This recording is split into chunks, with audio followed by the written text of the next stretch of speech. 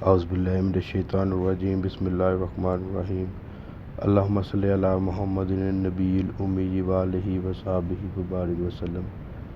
معزز ناظرین السلام علیکم، امید ہے آپ سب خیریت سے ہوں گے۔ اللہ پاک آپ سب کو اپنے حفظ ایمان میں رکھے۔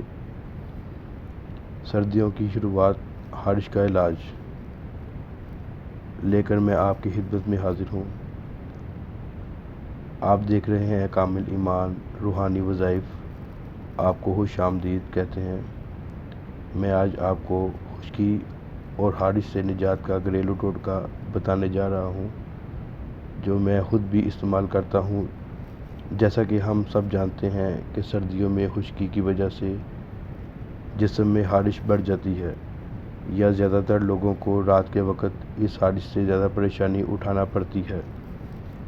جیسے ہی بندہ بستر پر لیٹتا ہے، خارش میں اضافہ ہو جاتا ہے، جو سخت پریشانی کا باعث بنتی ہے۔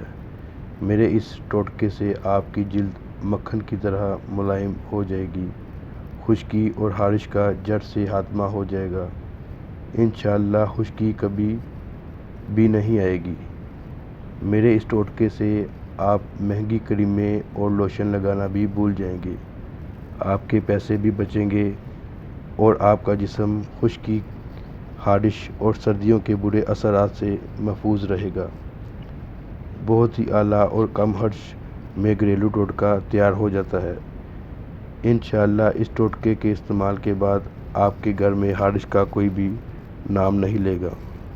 اس ٹوٹکے کے استعمال کے لیے آپ کو 2 چیزوں کی ضرورت ہوگی۔ آپ نے 1 چمچ لیموں کا رس لینا ہے، جس کو لیموں کا جوس بھی کہہ سکتے ہیں، اور حسب ضرورت ناریل کا آئل لینا ہے۔ آئل اتنا لینا ہے جس سے آپ اپنے جسم پر مکمل مالش کر سکیں۔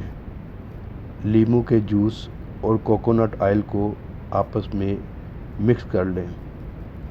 اس کے بعد آپ اس کو مکمل جسم پر لگا سکتے ہیں۔ ہاتھوں پر لگائیں، منہ پر لگائیں گے تو انشاءاللہ تعالی پوری سردیوں میں آپ خارش سے محفوظ رہیں گے۔ اس ٹوٹکے کا آغاز سردیوں کے شروع سے ہی کر دیں۔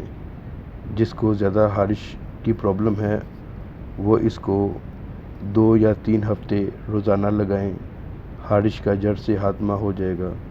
اس کے بعد ایک اور ضروری بات، ویڈیو اچھی لگے تو لائک کر دیں اور چینل کو سبسکرائب کرنے کے بعد گھنٹی کے نشان کو ضرور دبائیں۔ اللہ پاک ہم سب کو اپنے حفظ و ایمان میں رکھے۔ انشاءاللہ ایک نئی ویڈیو میں دوبارہ آپ سے ملاقات ہوگی۔ تب تک کے لیے اللہ حافظ۔